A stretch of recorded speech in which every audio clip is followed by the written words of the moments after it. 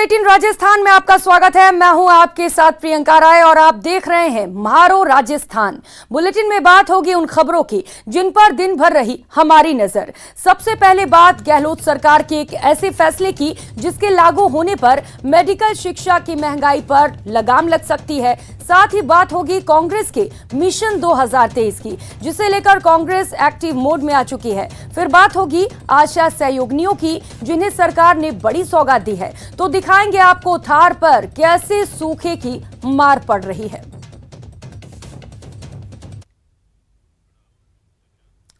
और बुलेटिन की शुरुआत करेंगे बड़ी खबर से। इस वक्त की बड़ी खबर और अहम जानकारी आपको दे दे।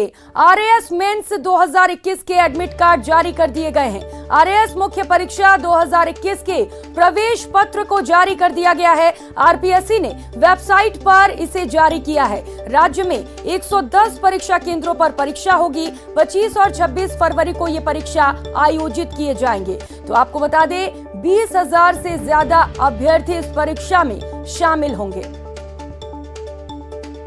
सहयोगी अभिजीत दवे इस वक्त हमारे साथ जुड़ चुके हैं। अभिजीत, बड़ी खबर सभी अभ्यर्थियों के लिए।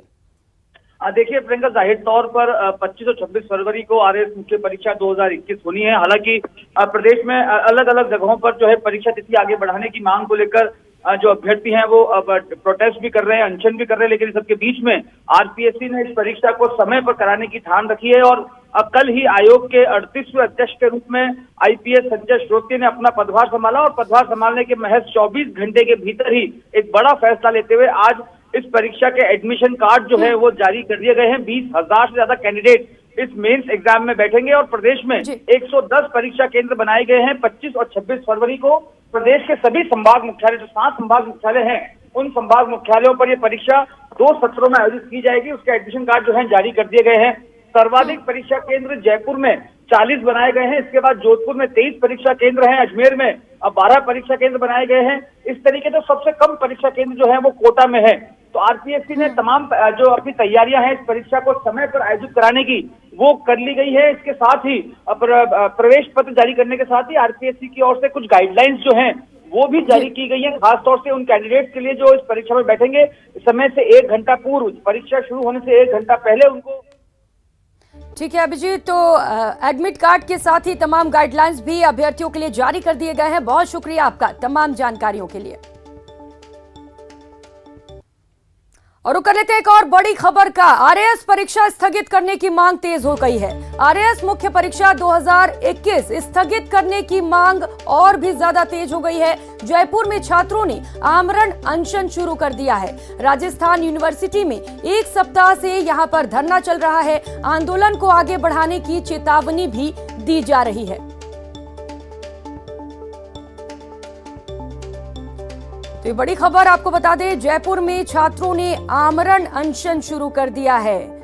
आरएएस 2021 मेंस को रद्द करने की मांग छात्रों द्वारा लंबे समय से की जा रही है और अब जब एडमिट कार्ड भी जारी कर दिया गया है उसके बाद छात्रों ने आमरण अनशन शुरू कर दिया है और छात्रों का कहना है कि आंदोलन और भी तेज किया जाएगा।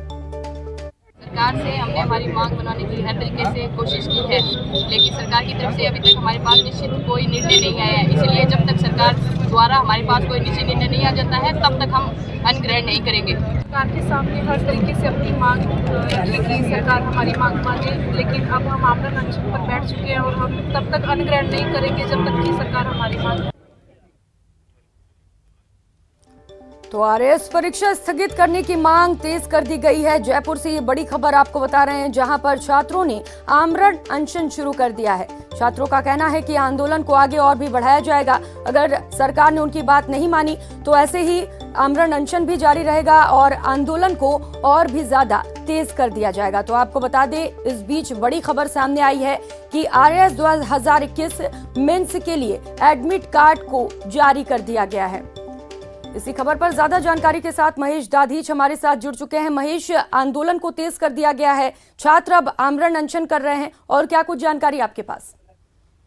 देखिए, बिल्कुल आरएएस परीक्षा को लेकर के बीते 1 सप्ताह से जो है परीक्षार्थी धरने पर हैं और मांग यही की जा रही है कि 25 और 26 फरवरी को जो परीक्षा होने वाली है इसे स्थगित किया जाए और कम से कम 3 महीने तक इस परीक्षा का आयोजन नहीं हो, इसके बाद में परीक्षा आयोजित कराई जाए। लेकिन आरपीएससी ने एडमिट कार्ड जारी कर दिए हैं और ये भी कहा है कि कई गंभीर अभ्यर्थी हैं जो परीक्षा को समय पर करवाना चाहते हैं। इस लिहाज से इस परीक्षा को नहीं टाला जा सकता है। हालांकि जिस तरह से आरपीएससी के चेयरमैन का जो स्टेटमेंट सामने आया था, उन्होंने ये कहा था कि इस मसले को वे फुल कमीशन में भी लेकर जाएंगे और चर्चा करेंगे। लेकिन जिस तरीके से एडमिट कार्ड अब आ चुके हैं तो ऐसे में ये तय माना जा रहा है कि ये जो परीक्षा है वो नियत तिथि पर होगी। लेकिन दूसरी तरफ एक बड़ा आंदोलन जो है वो चल रहा है, इसे लेकर के जो सोशल मीडिया पर जो मूवमेंट है वो भी चल रहा है इस परीक्षा स्थगित करने को लेकर के। तो वहीं राजस्थान विश्वविद्यालय में जो धरने पर बैठे अभ्यर्थी हैं वो उन्होंने अब अनशन शुरू कर दिया है और आमरण अनशन पर 8 छात्र और छात्राएं इस पर बैठ गए हैं और वे लगातार यही कह रहे हैं कि इस परीक्षा को सिलेबस में बदलाव होने के कारण बिल्कुल। और अब आमरण अनशन की भी शुरुआत हो गई है। देखने वाली बात ये होगी कि इनकी बात और मांगे सुनी जाती है या नहीं। बहुत शुक्रिया आपका महेश तमाम जानकारियों के लिए। और रुक लेते हैं एक और बड़ी खबर का। टोंक से बड़ी खबर, रीट सुसाइड केस में 3 और लोगों को पकड़ा गया है। रीट लेक सुसाइड मामले में पुलिस ने 3 लोगों को पकड़ा है। तीनों लोगों को उनियारा उपखंड से दस्तयाब किया गया है। 2 को अलीगढ़ और 1 को रानीपुरा से पकड़ा गया है। पुलिस अब तक 5 लोगों से पहले ही पूछताछ कर चुकी है। एफआईआर और सुसाइड नोट में दर्ज नामों तक पुलिस पहुंच रही है। कृषि पर्यवेक्षक जेईएन समेत कई परीक्षाओं के पेपर दिलाने के नाम पर पैसों का लेन देन किया गया है। उनियारा सीईओ शकील खान पूरे मामले की जांच कर रहे हैं।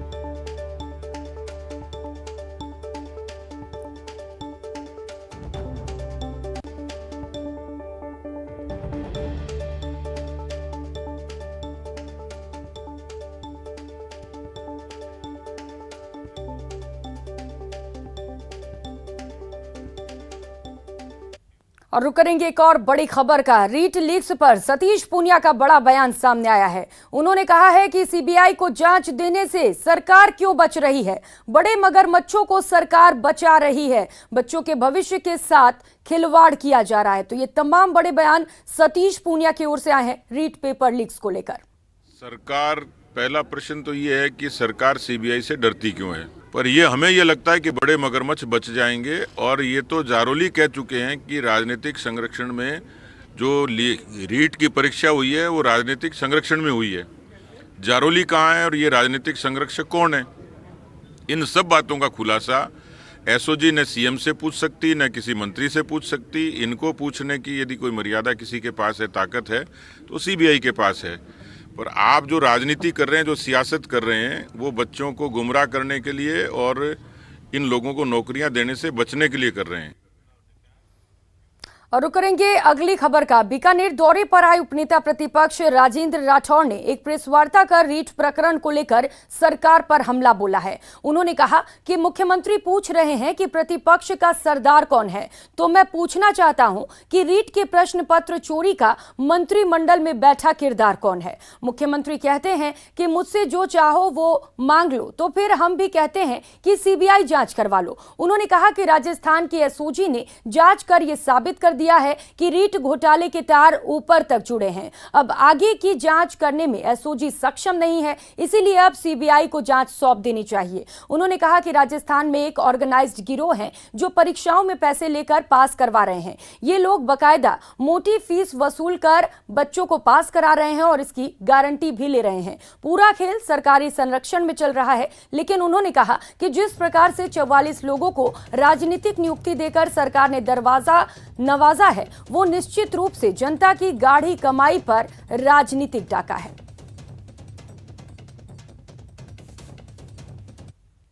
प्रतिपक्ष की अनुपस्थिति में ये कहा कि प्रतिपक्ष का सरदार कौन है। मैंने आज उनसे पूछा है कि रीट के प्रश्न पत्र चोरी का मंत्रिमंडल में बैठा किरदार कौन है। मुख्यमंत्री जी कहते हैं कि मेरे से जो चाहो मांग लो, तो हम भी प्रतिपक्ष के लोग हैं, उनसे कहते हैं कि हमारी मांग को मान लो और इस सीबीआई की जांच करा लो इस पूरे मामले के अंदर। क्योंकि राजीव गांधी स्टडी सर्कल जिसके खुद पैटर्न है मुख्यमंत्री, उसके 1-2 नहीं 5-5 लोग निलंबित हो और 3-3 लोग जेल में जाए और उसके बाद भी ये कह के एसओजी जांच पूरी कर लेगी। एसओजी जांच अगर मंत्रिमंडल में बैठे लोगों की तरफ उंगलियां नहीं उठती तो शायद एसओजी जांच पूरी कर लेती, पर अब हमें कोई ऐसा महसूस। और रुक करेंगे एक और बड़ी खबर का। अजमेर से बड़ी खबर है। अजमेर पॉक्सो कोर्ट संख्या 2 ने नाबालिग से दुष्कर्म के आरोपी को 20 साल कठोर कारावास की सजा सुनाई है। आपको बता दें कि आरोपी किशोर ने अलवर गेट थाना इलाके में अपने पड़ोस की रहने वाली नाबालिग के साथ दुष्कर्म की घटना को अंजाम दिया था। घटना के बाद पीड़िता ने अपनी आपबीती परिजनों को सुनाई, जिसके बाद पुलिस ने आरोपी को गिरफ्तार कर कोर्ट में चालान पेश किया। मामले में अभियोजन पक्ष की ओर से 24 दस्तावेज और 14 गवाह पेश किए गए, जिसके बाद कोर्ट ने आरोपी को 20 साल कारावास और 75,000 रुपए का आर्थिक दंड लगाया है। 1/9/2020 की पुलिस थाना अलवरगढ़ का मामला है। इसमें जो पीड़िता 13 वर्षीय पीड़िता थी, उसको जो पड़ोसी था वो उसको बेला फुसला के ले गया और उसको जयपुर ले गया, वहाँ इसके साथ दुष्कर्म किया और फिर उसको बस में बैठा के अजमेर रवाना कर दिया। फिर जब इसकी माँ को ये सारी घटना बताई गई, फिर इस पर इसकी माँ ने मुकदमा दर्ज कराया अलवरगढ़ थाने में। फिर इस मुलजिम किशोर विल को पुलिस ने अरेस्ट किया और उसके खिलाफ आरोप पत्र पेश किया, जिस पर आज पोस्टो संख्या 2 श्री राजीव चंद्र गुप्ता जी ने एक अहम फैसला सुनाया। इसमें किशोर विल को 20 साल का कठोर कारावास व 72,000 रुपये जुर्माने से दंडित किया है। और ज्यादा जानकारी के साथ हमारे साथ सहयोगी अभिजीत दवे जुड़ चुके हैं। अभिजीत, दुष्कर्मी को 20 साल के सजा का ऐलान किया गया है और क्या कुछ जानकारी पूरे फैसले को लेकर?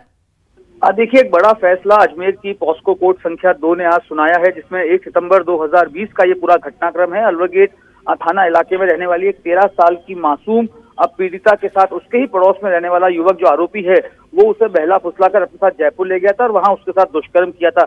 इस पूरी घटना के बाद जो पीड़िता थी उसने आप बीती जो है अपने परिजनों को सुनाई, जिसके बाद अलवर गेट थाने में ये मुकदमा दर्ज हुआ और मुकदमा दर्ज होने के बाद पुलिस ने तत्काल प्रभाव से कार्रवाई करते हुए आरोपी को गिरफ्तार करके कोर्ट में चार्जशीट पेश की थी। करीब 1.5 साल लंबी चली कानूनी कार्रवाई के दौरान अभियोजन पक्ष की ओर से 24 दस्तावेज और 14 गवाहों के पेश करने के बाद आज पॉस्को कोर्ट संख्या 2 ने आरोपी किशोर भील को इस पूरे मामले में दोषी करार देते हुए सख्त टिप्पणी करते हुए कहा कि मासूम बच्चियों के साथ इस तरह की हरकत करने वाले दरिंदों को समाज में खुले रूप से घूमने देना जो है काफी खतरनाक साबित होता है। इसलिए उसको 20 साल के कठोर कारावास की सजा सुनाई है और साथ ही 75,000 रुपए का आर्थिक दंड भी सुनाया। अभिषेक, कठोर सजा सुनाई गई है, 20 साल कारावास की सजा सुनाई गई है। बहुत शुक्रिया आपका तमाम जानकारियों के लिए।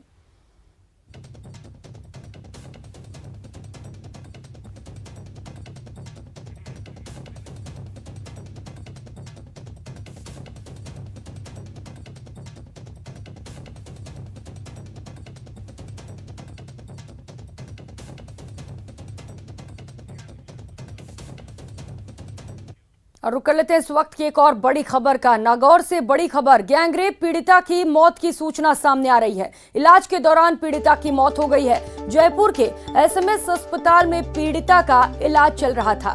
पीड़िता 4 फरवरी को घर से लापता हुई थी। 6 फरवरी को गुमशुदगी की रिपोर्ट दर्ज कराई गई। मामले में डीडवाना एसएचओ जांच अधिकारी सस्पेंड हो चुके हैं। एक आरोपी की भी गिरफ्तारी हुई है। एक नाबालिग को भी निरुद्ध किया गया है। नागौर जिले के डीडवाना का ये पूरा मामला है।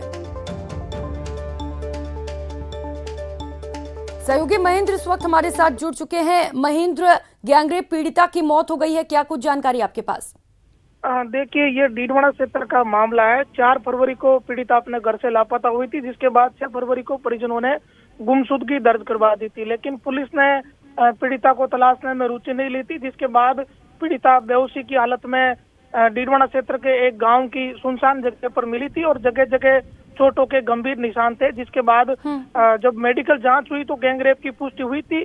पुलिस इस मामले में एक आरोपी को गिरफ्तार कर चुकी है और एक नाबालिग लड़के को भी निरुद्ध किया जा चुका है। मामले में डीडवाना के तत्कालीन एसएचओ नरेंद्र जाखड़ को सस्पेंड कर दिया था, साथ ही जांच अधिकारी प्रहलाद सिंह को भी सस्पेंड किया था और पीड़िता 1 सप्ताह से जयपुर के एसएमएस अस्पताल में इलाजरत थी। वेंटिलेटर पे पीड़िता थी और अब ये सूचना आ रही है कि पीड़िता की मौत हो गई। निश्चित तौर पर यह एक गंभीर मामला है, दलित महिला के साथ गैंगरेप की वारदात, और अब मौत की सूचना आना कहीं ना कहीं अब पुलिस के लिए ये आज का दिन नागौर में टेंशन से भरा है। और अभी इस बात की आधिकारिक पुष्टि हालांकि पुलिस अधिकारियों ने नहीं की है, लेकिन जानकार सूत्रों से ये पता चला है कि पीड़िता ने दम तोड़ दिया है। वेंटिलेटर पर पीड़िता 1 सप्ताह से जी महेंद्र, बिल्कुल, और ये दुखद खबर, बहुत शुक्रिया आपका तमाम जानकारियों के लिए।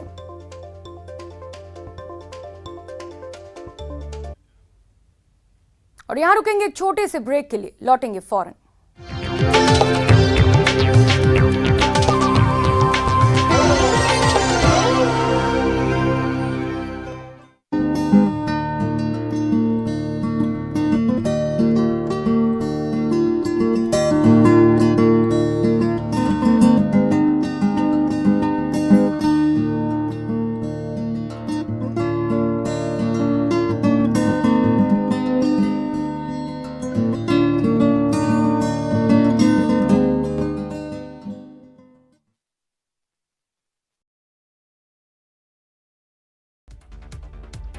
उत्तर प्रदेश में कुशीनगर में दर्दनाक हादसा हुआ है। यहां पर नेबुआ नौरंगिया थाना इलाके में कुएं में गिरने से 11 महिलाओं और 2 बच्चों की मौत हो गई, जबकि 2 गंभीर रूप से घायल हुए हैं।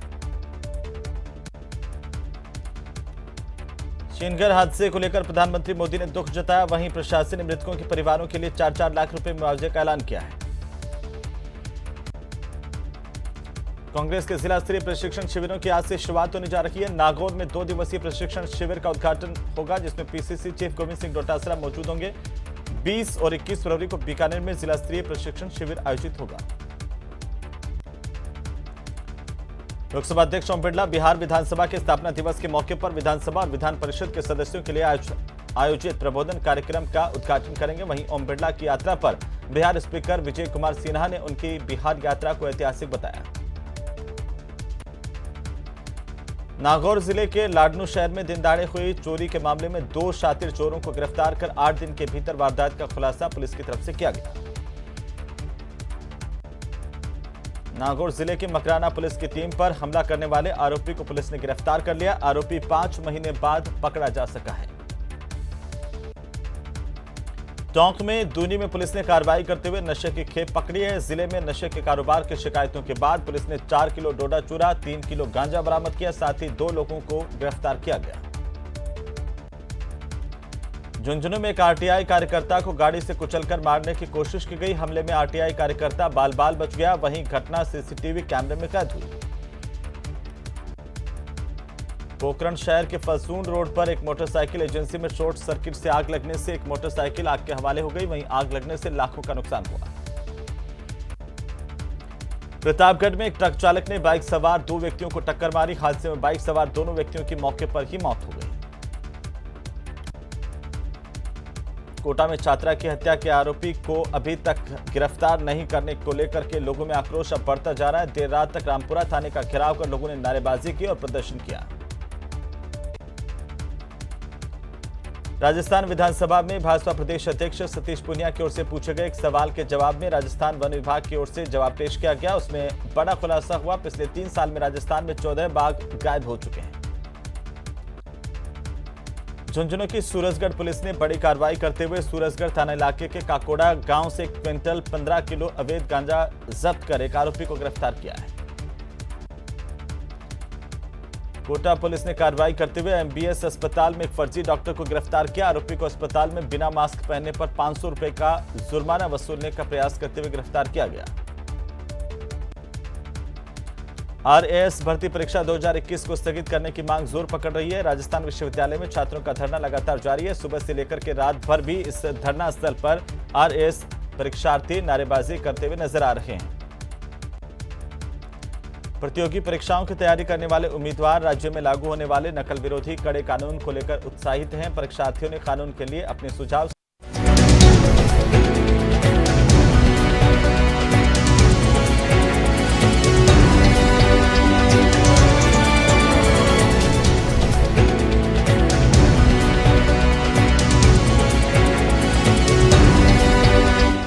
Sujata fans from the house of Sujata Mixer Grinder.